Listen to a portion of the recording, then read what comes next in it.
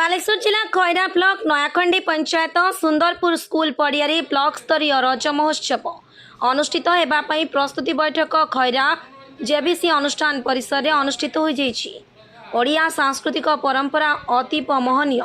या उज्जीवित करी कृषि कर्मी तथा सार्पक उत्साह रज महोत्सव कमिटी सुंदरपुर खैरा बालेश्वर तरफ आसंता 13/6/2024 तारीख गुरुवार ठारू 16/6/2024 रविवार पर्यंत आनंद उल्लास मध्य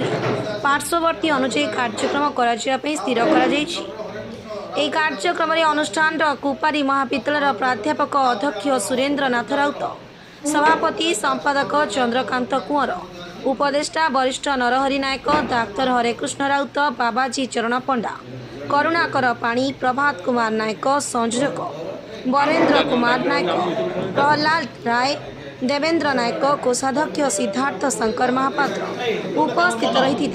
आसंता 12/6/2024 तारीख बुधवार दिन सकाल 9टा समय एक मेगा रक्तदान शिविर अनुष्ठित होगाकू जाउछि बोली अनुष्ठान सभापति सूचना देथिले। प्रथम दिन मुख्य अतिथि और उद्घाटक भाव पुरातन मंत्री और वर्तमान सिमुलिया खैरा विधायक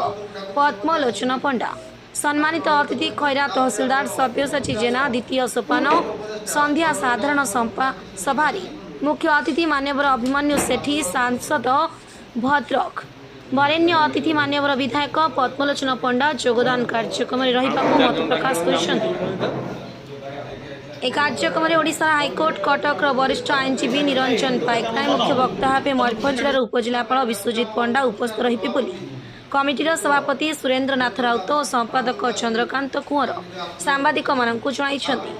बालेश्वर नरेंद्र प्रसाद बेहरा रिपोर्ट जयदीप न्यूज।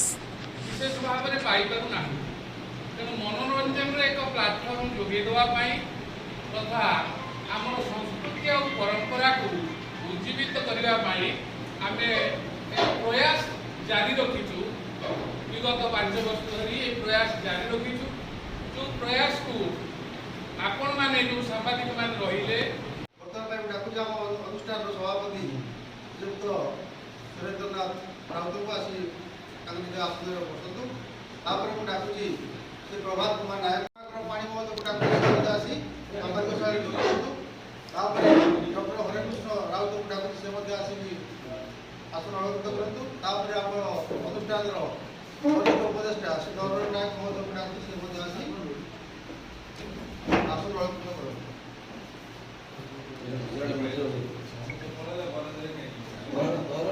आप 4 जन डाक्टर नाम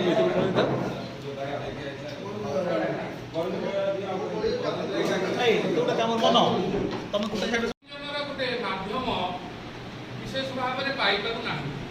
तेणु मनोरंजन एक प्लाटफर्म जोगे देवाई तथा आम संस्कृति और परंपरा को